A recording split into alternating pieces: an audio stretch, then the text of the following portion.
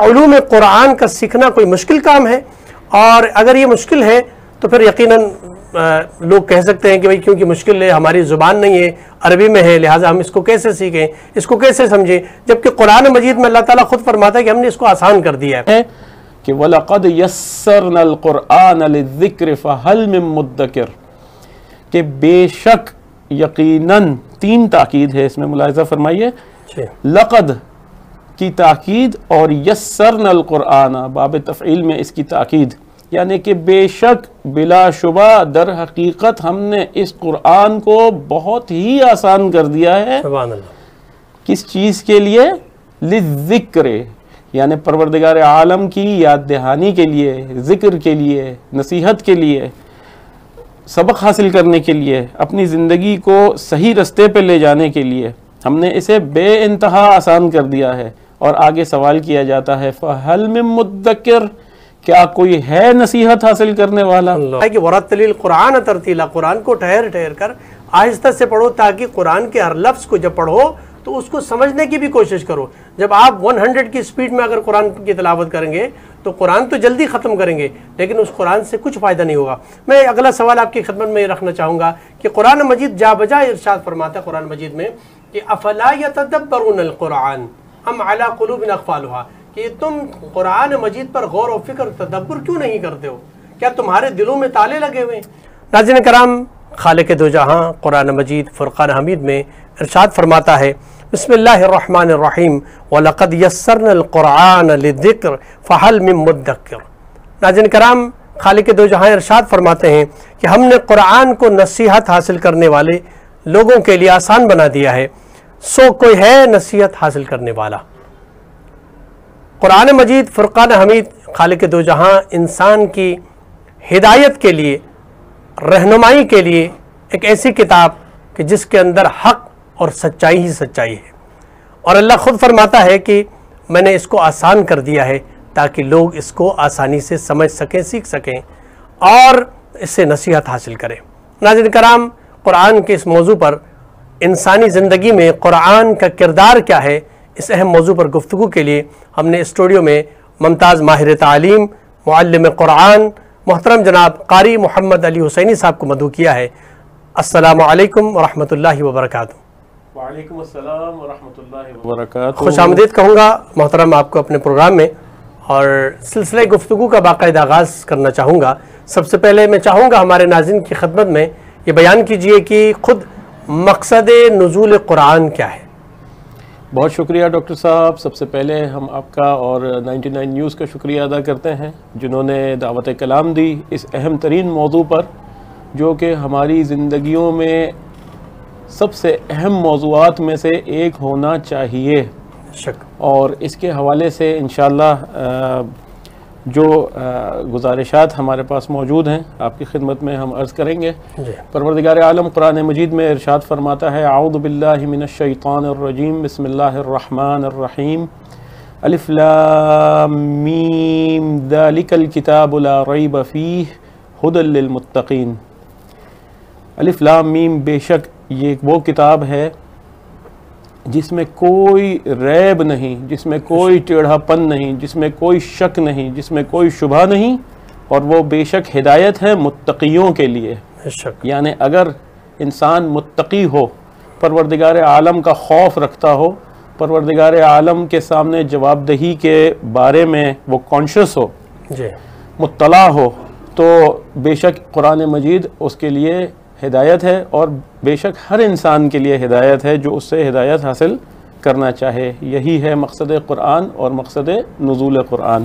بالکل بالکل۔ اچھا، چونکہ قرآن مجید جس طرح آپ نے بیان فرمایا کہ جس مقصد اور ہدف کے لیے اللہ رب العزت نے اپنے آخری نبی محمد مصطفیٰ صلی اللہ علیہ وآلہ وسلم پر نازل فرمایا ہے، اور ہدف اور مقصد آپ نے بیان کیا، چونکہ ہم اپنے معاشرے کے اندر، اپنی سوسائٹی کے اندر دیکھتے ہیں کہ جس انداز میں قرآن مجید کو رہنمائی کے لیے اور اس سے سبق حاصل کرنے کے لیے، اس سے ہدایت حاصل کرنے کے لیے استعمال میں لانا چاہیے تھا، ایسا نہیں نظر آ رہا، بلکہ ہم دیکھتے ہیں کہ قرآن کا استعمال کن مقامات پر ہو رہا ہے جو نہیں ہونا چاہیے تھا۔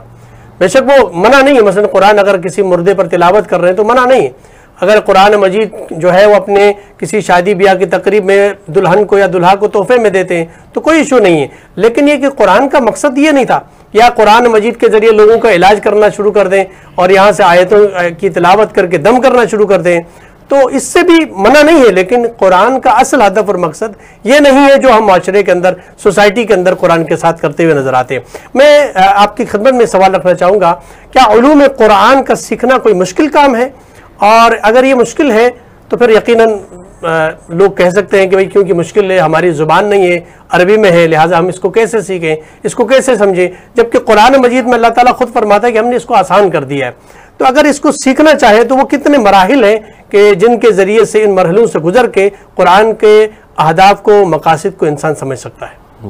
جی بہت شکریہ ڈاکٹر صاحب۔ سب سے پہلے آپ کے سوالات جو کہ 2 سوالات ہیں، سب سے پہلے تو ہمارا رویہ کیا ہے قرآن کے ساتھ۔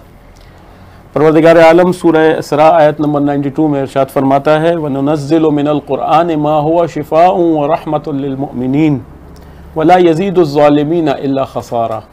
اس کے معنی کہ بے شک ہم نے اس قرآن کو نازل کیا شفا اور رحمت بنا کر مؤمنین کے لیے۔ بے شک تو اگر مؤمن ہے، ایمان لاتا ہے اللہ پر، روز آخرت پر اور اس کی کتاب پر، تو بے شک یہ قرآن اس کے لیے شفا بھی ثابت ہوتا ہے اور رحمت بھی ثابت ہوتا ہے۔ بے شک آگے ارشاد فرمایا وَلَا يَزِيدُ الظَّالِمِينَ إِلَّا خَسَارًا، کہ یہ قرآن ظالموں کے حق میں سوائے خسارے کے کسی چیز میں اضافہ نہیں کرتا۔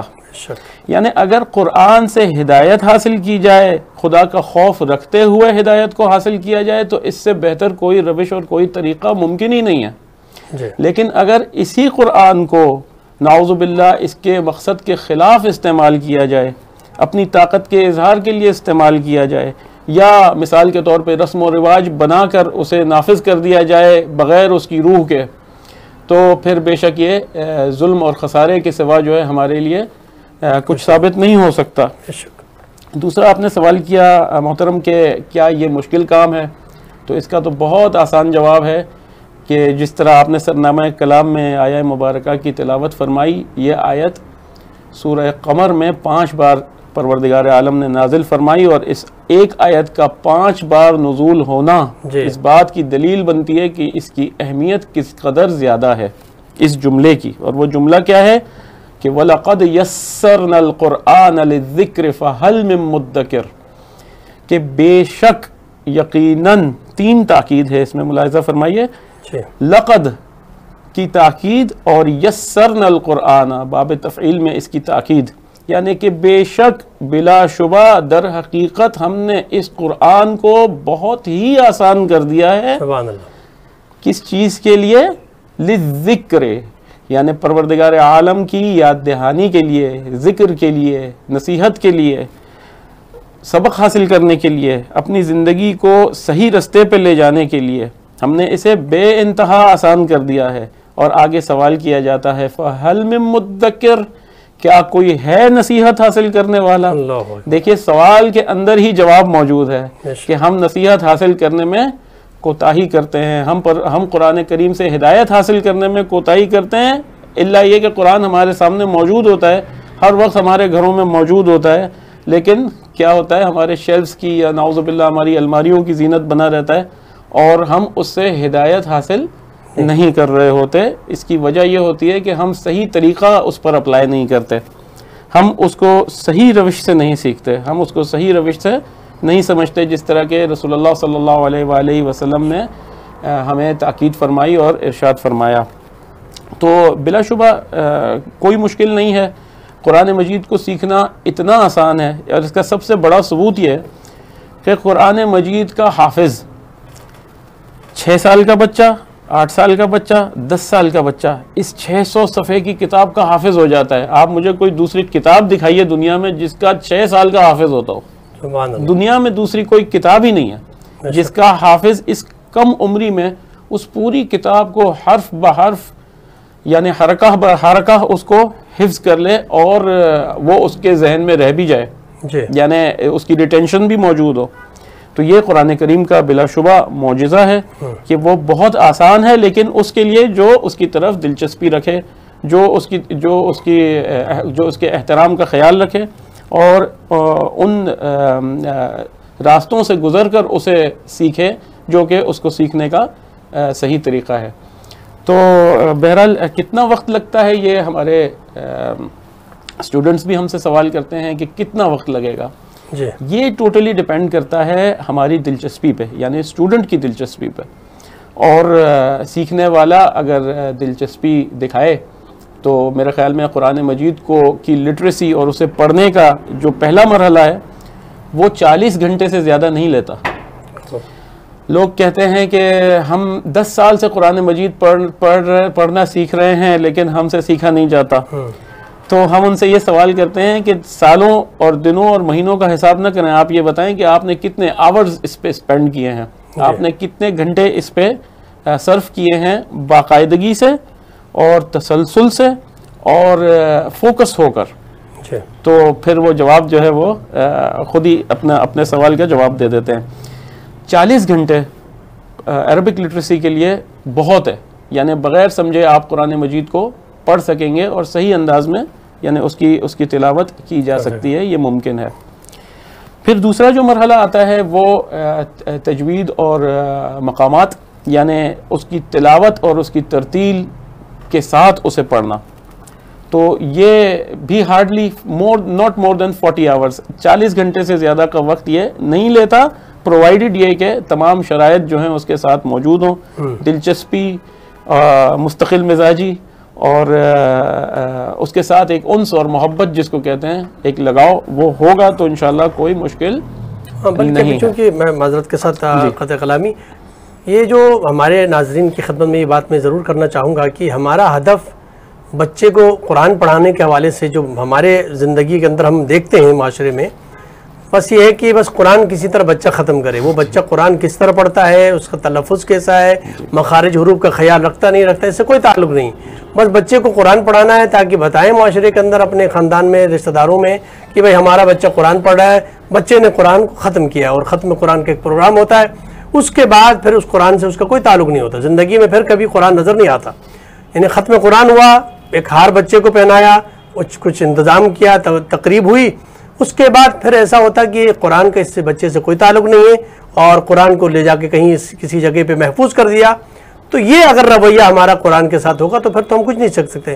جیسے قبلہ آپ نے بیان فرمایا کہ اس کے لیے آپ ظاہر مطمئن ہو اور پورا پراپر ٹائم دے دیں، 40 گھنٹے جیسا آپ نے ذکر فرمایا، تو پھر تو میرے خیال سے کہیں جا کر کے آپ کا ہدف اور مقصد قرآن سیکھنا ہو تو پھر تو مشکل نہیں ہے۔ ناظرین کرام، یہاں پر ایک مختصر سا بریک لیتے ہیں، بریک کے بعد آپ کی خدمت میں حاضر ہوتے ہیں، ہمارے ساتھ رہیے گا۔ محترم ناظرین کرام، ایک بار پھر پروگرام راہ نجات میں آپ کا خیر مقدم ہے، اور گفتگو جاری ہے انسانی زندگی میں قرآن مجید کا کردار، اور ہمارے ساتھ مہمان محترم جناب محمد علی حسینی صاحب ہیں۔ اور بریک سے پہلے آپ گفتگو فرما رہے تھے کہ کن مراحل سے گزر کر اس قرآن کو سیکھا جا سکتا ہے، وہ کون سے مرحلے ہیں کہ جہاں پر ہم قرآن مجید کو بہتر انداز میں سیکھ سکتے ہیں۔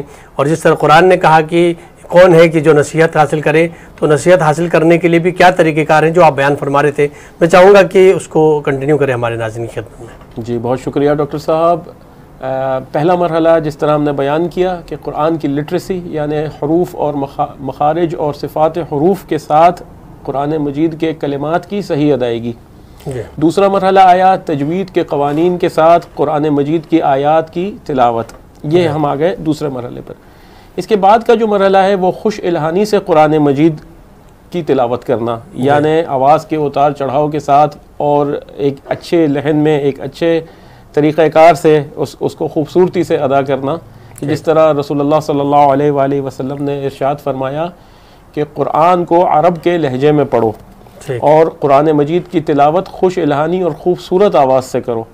تو یہ حق قرآن مجید کا ہم پر بنتا ہے کہ ہم اس کی تلاوت جب کریں تو اس کو خوش الہانی کے ساتھ اور اچھے طریقے سے، احسن طریقے سے اس کی تلاوت کریں، جس سے اس کا ذکر ہمیں محفوظ ہو جائے ہمارے ذہنوں میں، اور اس کی جو تلاوت ہے وہ بھی ہمیں محسوس ہو کہ کتنا خوبصورت اور کتنا جامع کلام ہے جس کی ادائیگی اس قدر خوبصورت ہے۔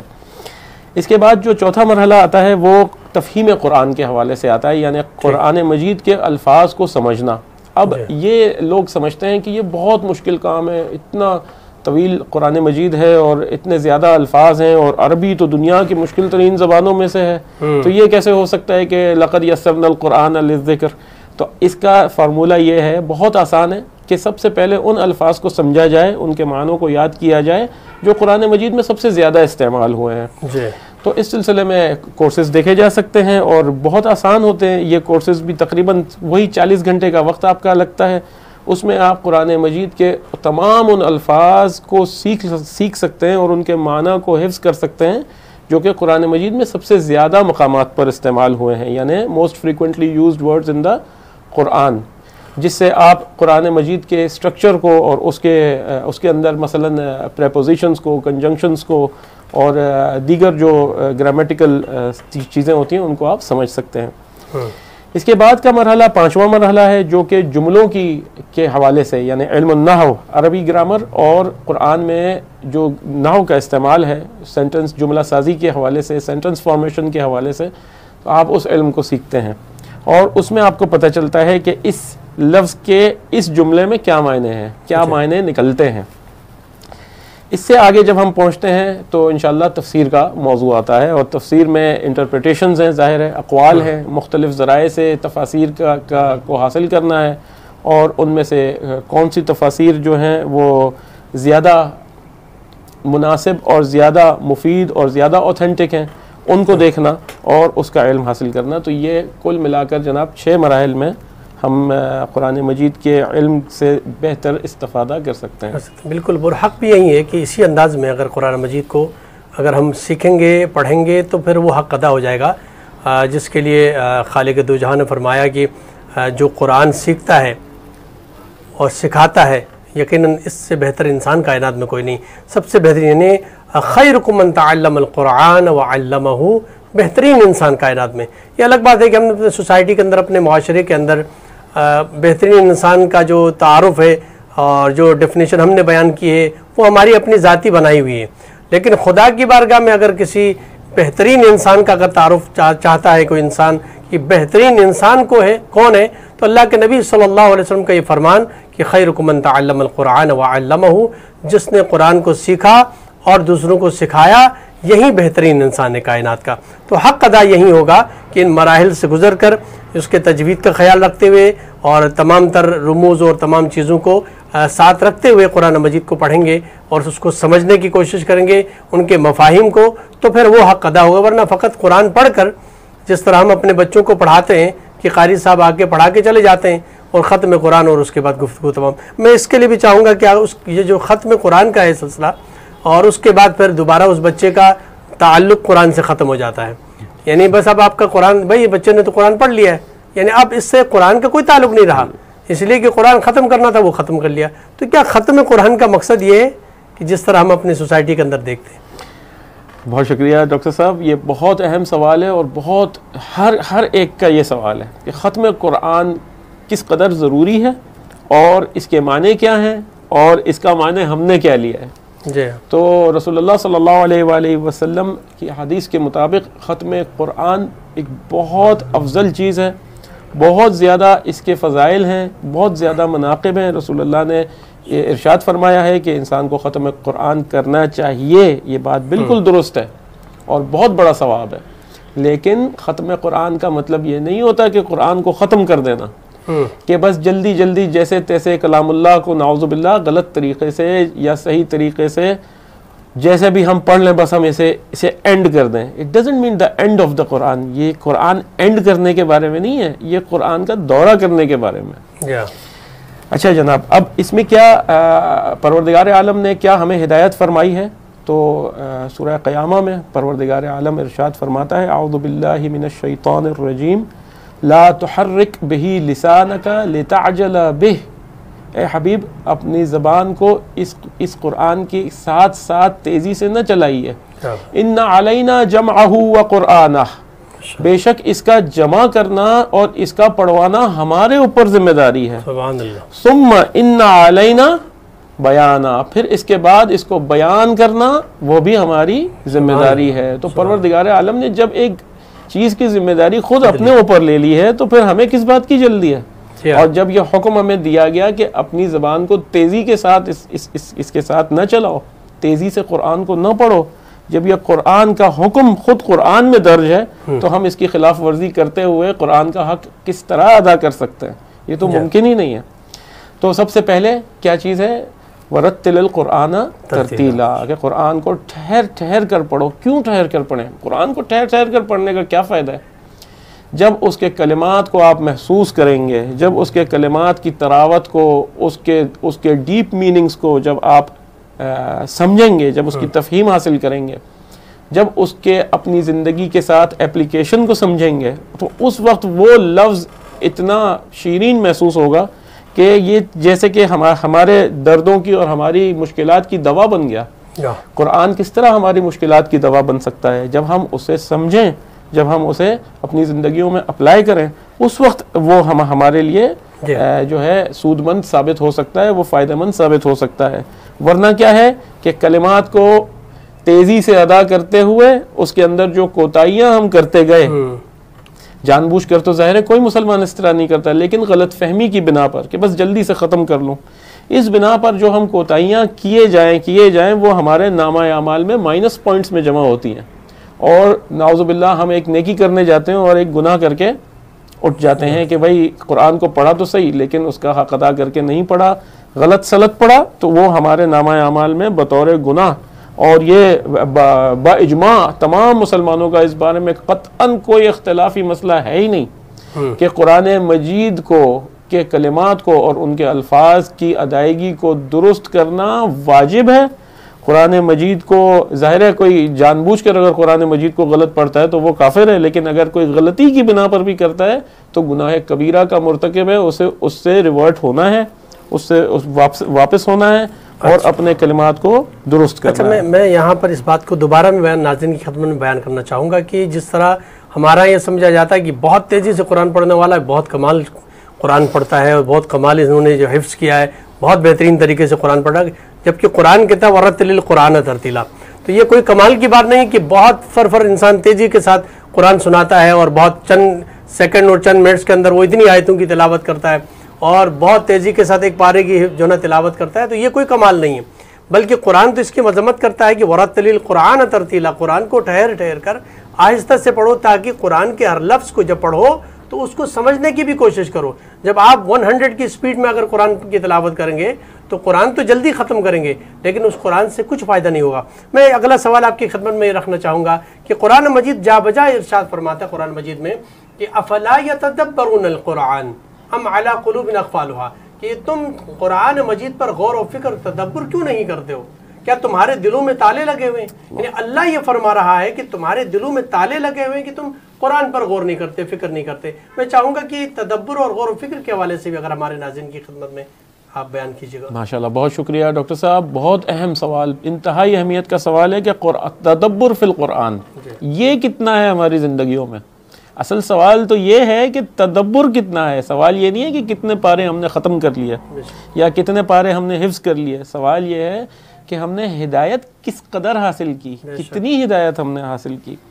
قرآن مجید میں پروردگار عالم ارشاد فرماتا ہے کتاب فصلت آیاتہ قرآنا عربیا لقوم یعلمون، کہ بے شک ہم نے اس قرآن کو تفصیل کے ساتھ، اس کی آیات کو تفصیل کے ساتھ پڑھ کر سنایا تاکہ یہ اس قوم کے لیے جو علم رکھتی ہے۔ تو جب ہمارے علم کا وہ معیار ہوگا تو قرآن ہمیں تدبر میں اور تفکر میں وہی مدد فراہم کرے گا۔ جس آیت کی طرف آپ نے اشارہ کیا سورہ محمد صلی اللہ علیہ وآلہ وسلم، افلا یتدبرون القرآن ام علی قلوب اقفالها، اللہ اکبر، یہ تو ہمیں ہلا دینے کے لیے کافی ہے یہ آیت کہ کیا یہ لوگ قرآن میں تدبر نہیں کرتے یا ان کے دلوں پر قفل لگے ہوئے ہیں، ان کے دلوں پر تالے لگے ہوئے ہیں، لاکس لگے ہوئے ہیں۔ they won't allow the Quran to enter their hearts because they are so busy just memorizing it or just revising it، یعنی وہ صرف اس کو پڑھے جا رہے ہیں بغیر سمجھے۔ کیا ان کے دلوں پر تالے لگ گئے؟ یہ آیت اس بات کی صاف نشاندہی کرتی ہے کہ قرآن مجید۔ محمد علی صاحب ہم یہاں پر بریک لیں گے اور بریک کے بعد اس کو ہم کنٹینیو کرتے ہیں۔ شکریہ ناظرین کرام، ایک مختصر سا بریک لیتے ہیں، بریک کے بعد آپ کی خدمت میں حاضر ہوتے ہیں، ہمارے ساتھ رہیے گا۔ محترم ناظرین کرام، ایک بار پھر پروگرام راہ نجات میں آپ کے خیر مقدم ہے اور گفتگو جاری ہے قرآن مجید۔ انسانی زندگی میں قرآن مجید کا کردار کیا ہے؟ یہ قرآن مجید یقیناً انسانوں کی زندگی کو بدل دینے والا ہے۔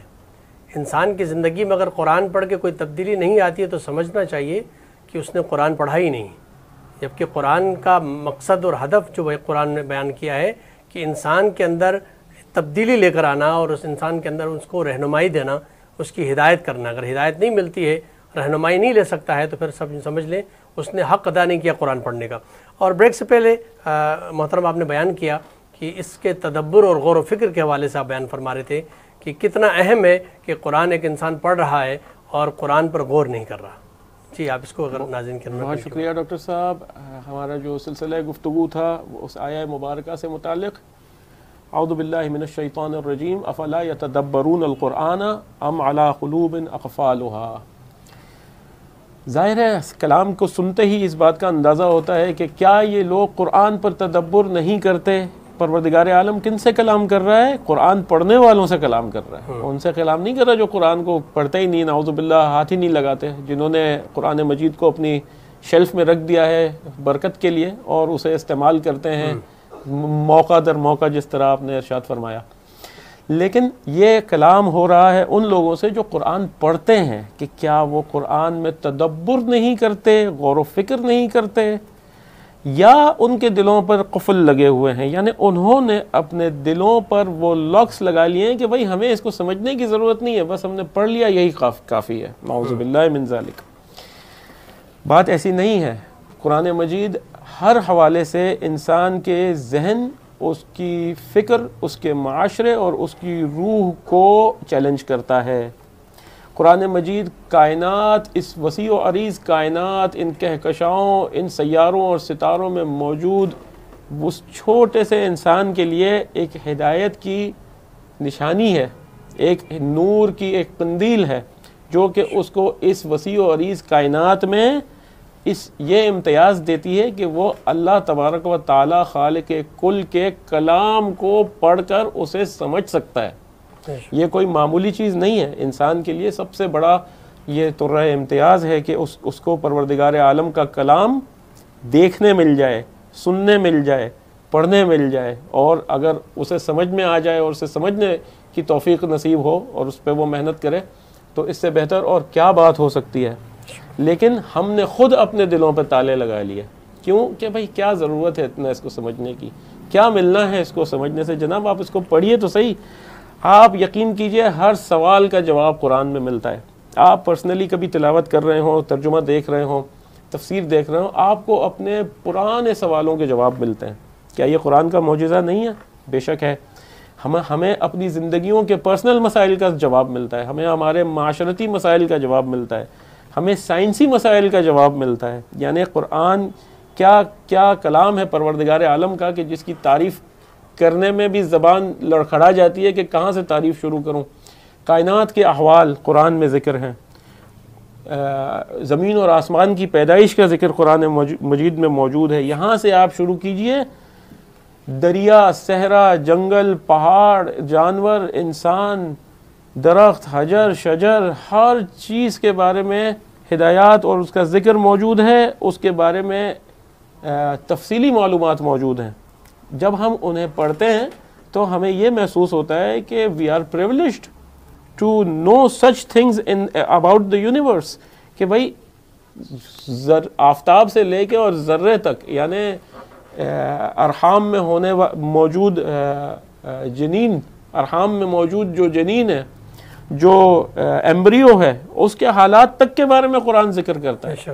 معاشرتی مسائل، کانٹریکٹ لاء تک کے بارے میں قرآن ذکر کرتا ہے۔ کون سی چیز ہے جو قرآن میں موجود نہیں ہے، اور کون سا سوال ہے جو ہم قرآن سے نہیں پوچھ سکتے اور قرآن ہمیں نہیں بتا سکتا۔ بس فرق صرف یہ ہے کہ ہم نے اپنے دلوں پر تالے لگائے ہوئے ہیں۔ اچھا، میں چاہوں گا کہ قرآن مجید کی تلاوت میں کن چیزوں کا خاص کر بعض اوقات انسان یہ نہیں سمجھتے ہیں کہ وہ تلاوت تو کر رہے ہیں کہ کتنا گناہ کر رہے ہیں۔ جیسے آپ نے خود فرمایا کہ بعض اوقات انسان تلاوت کرتا ہے اور وہ جو ہے وہ خود نیکی کی جگہ جو ہے وہ گناہ کما رہا ہوتا ہے۔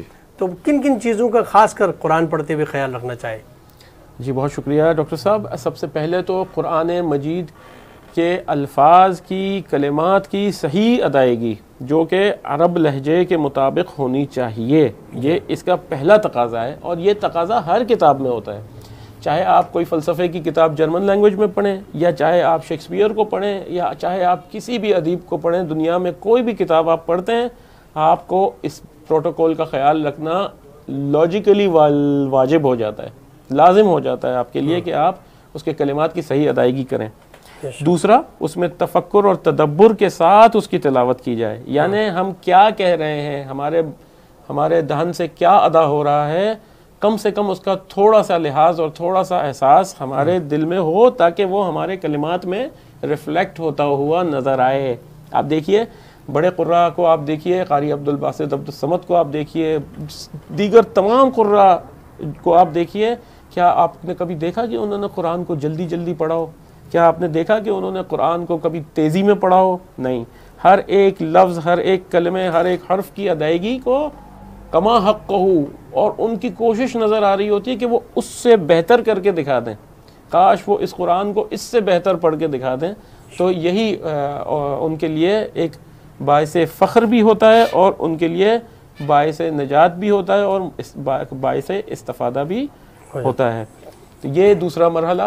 پھر اپنی زندگیوں میں اس کا اپلیکیشن، یعنی پہلا نالج، دوسرا انڈرسٹینڈنگ، اور تیسرا مرحلہ اپلیکیشن، کہ صرف ہم نے پڑھ لیا اور سمجھ لیا، کیا یہ کافی ہو گیا؟ بالکل بھی کافی نہیں ہوا، کیونکہ یہ قرآن کے نزول کا مقصد نہیں تھا۔ قرآن کے نزول کا مقصد تھا ہماری زندگیوں کو بہتر بنانا، اسے پروردگار عالم کے بتائے ہوئے طریقوں پر اور رسول اعظم حضرت محمد مصطفیٰ صلی اللہ علیہ وآلہ وسلم کے بتائے ہوئے طریقوں اور ان کی سنت پر چلنا، یہ ہمارا قرآن کریم کی تلاوت کا مقصد تھا۔ تو اگر ہم نے اپنی زندگیوں میں اپلائی کیا تو بے شک ہمارے لیے خوشخبری ہے، ہمارے لیے مبارکباد ہے، اور ہماری دعا بھی یہی ہے کہ پروردگار ہمیں ان لوگوں میں قرار دے جن کا اوڑھنا بچھونا قرآن ہے، یعنی جو اٹھتے بیٹھتے چلتے پھرتے اپنے آپس کے کنورزیشنز میں قرآن کے ریفرنسز دیتے ہیں۔ ہم اپنے بزرگوں کے خطبات میں اس چیز کو دیکھتے ہیں۔ دیکھیے امیر المومنین علی ابن ابی طالب علیہ السلام اپنے خطبات کا آغاز قرآن کریم کی تلاوت سے کرتے تھے، اور تمام اولیاء و انبیاء و اوصیاء کا یہ طریقہ کار رہا ہے کہ وہ ایز اے ریفرنس قرآن کو پیش کرتے ہیں، یعنی Quran is something higher than them that they are making a reference to, کہ جی یہ قرآن یہ کہہ رہا ہے اور اس کی بنا پہ ہم یہ کہہ رہے ہیں۔ تو قرآن کو ہمیشہ اولا اور برتر رکھا ہے۔ اچھا، میں چاہوں گا کہ ہمارے ناظرین کی خدمت میں وہ آداب بھی بیان کیجیے گا کہ قرآن مجید کے پڑھنے کے آداب ناظرین کی خدمت میں پیش کیجیے۔ جی بہت شکریہ۔ یہ بھی ایک بہت اہم سوال ہے اور بہت ہی پریکٹیکل سوال ہے، جو ہم میں سے ہر ایک کو سے ریلیٹ کرتا ہے یہ سوال۔ تو آداب تلاوت قرآن میں سب سے پہلی چیز یہ ہے کہ قرآن کو معمولی نہ سمجھا جائے، نعوذ باللہ، اسے کوئی دوسری کتاب کی طرح نہ سمجھا جائے۔ قرآن کریم عجیب و غریب مضامین لیے ہوئے ہے۔ 600 صفحے کی کتاب میں عام طور پہ ایک موضوع ڈسکس ہوتا ہے، لیکن قرآن میں آپ کو 600 سے زیادہ موضوعات ملیں گے جو ڈسکس ہوئے، اور ہر موضوع میں ہدایت ہے، ہر آیت میں ہدایت ہے، ہر آیت میں انسٹرکشن ہے، اور ہمارے لیے سیکھنے کا موقع اور مقام ہے۔ سب سے پہلی چیز، قرآن کو معمولی نہ سمجھیں۔ جب اس پر عمل ہوگا تو ظاہر سی بات ہے ریگولیرٹی ہماری شروع ہو جائے گی، ہم ریگولرلی قرآن کی تلاوت کریں گے، اس کے اندر ان ڈیپتھ ہمارا انالیسس شامل ہو جائے گا، ہم قرآن کریم میں غور و فکر اور تدبر کے ساتھ اس کی انجام دہی کریں گے۔ جن چیزوں کی طرف اشارہ ہوا، مثلا قرآن کو تیزی سے پڑھنا، ختم در ختم کرنا، اس سے ہم اوائڈ کریں، بلکہ ایک پیراگراف، ایک رکوع ہم لیں اور اس کے معنی کو تدبر کے ساتھ، تفہیم کے ساتھ اور اس کے اپلیکیشن اطلاق کے ساتھ اگر ہم نے پڑھا تو ظاہر سی بات ہے یہ ہمارے لیے اور ہماری اولادوں اور نسلوں کے لیے مفید ثابت ہوگا اور ہماری زندگیوں کا حصہ بن جائے گا۔ قرآن کریم کو بغیر وضو کے ہاتھ نہ لگائیں برائے مہربانی، اور اس کی وجہ یہ ہے کہ اس کے تقدس اور اس کے احترام کا خیال رکھنا۔ ظاہراً ہم دیکھتے ہیں ہمارے معاشروں میں قرآن کریم کے ظاہری یعنی بک فارم جو اس کی مٹیریل فارم ہے اس کا خیال رکھا جاتا ہے، اور اتنا زیادہ کبھی کبھار احترام کر لیا جاتا ہے کہ اس کو 7 غلافوں میں لپیٹ کے اور اس کو رکھ دیا جاتا ہے کہ خبردار کوئی اسے پڑھنے نہ پائے۔ لیکن احترام کی بھی ایک حد ہوتی ہے، ایک لمٹ ہوتی ہے، جو اس قرآن کریم کی جو افادیت ہے اور جو اس کا مقصد ہے اسے ختم کیے بغیر اس کو اس سے سیر حاصل جو ہے ہمیں استفادہ کرنا چاہیے. یہی ہمارے لیے دنیا اور آخرت کی نجات کا ذریعہ ہے. بے شک بہت ہی اچھی گفتگو فرمائی آپ نے، اور یہ بہت اہم بات ہے کہ قرآن مجید فرقان حمید کو جس مقصد کے لیے اللہ رب العزت نے نازل فرمایا، اور اس مقصد اور ہدف کو ہم بھول چکے ہیں. اور وہ علامہ اقبال کا بڑا خوبصورت شعر، وہ معزز تھے زمانے میں مسلمان ہو کر، اب تو تم خوار ہو تارک قرآن ہو کر. تو قرآن کو ترک کیا تو عالم اسلام دیکھیں کس حال میں ہے اس وقت. دنیا کے اندر جو انسان، جس اسلام نے دنیا کو تعلیم دی، جس اسلام نے علم بتا دیا علم ہوتا کیا ہے، آج وہ سب سے پیچھے نظر آتے ہیں. اور علمی میدان میں اگر کوئی ترقی کرتا ہے تو وہ غیر مسلم نظر آتے ہیں، جبکہ علم وراثت ہے مسلمانوں کی. تو بس ہمیں اس طرح متوجہ ہونے کی ضرورت ہے، اور قرآن مجید فرقان حمید کے ہدف اور مقصد کو سمجھنے کی ضرورت ہے. اور اس قرآن مجید کو پڑھ کر اپنی زندگی میں اس کی امپلیمنٹیشن کی اگر آپ نے اس ضرورت کو سمجھ لیا تو پھر تو قرآن پڑھنے کا فائدہ آپ نے حاصل کر لیا. اگر آپ نے فقط یہ سمجھا کہ قرآن پڑھیں اس سے ثواب ملے گا اور اس سے کہیں نورانیت میں اضافہ ہو جائے گا، تو نورانیت میں اضافہ تب ہوگا جب آپ نے قرآن سمجھا ہوگا.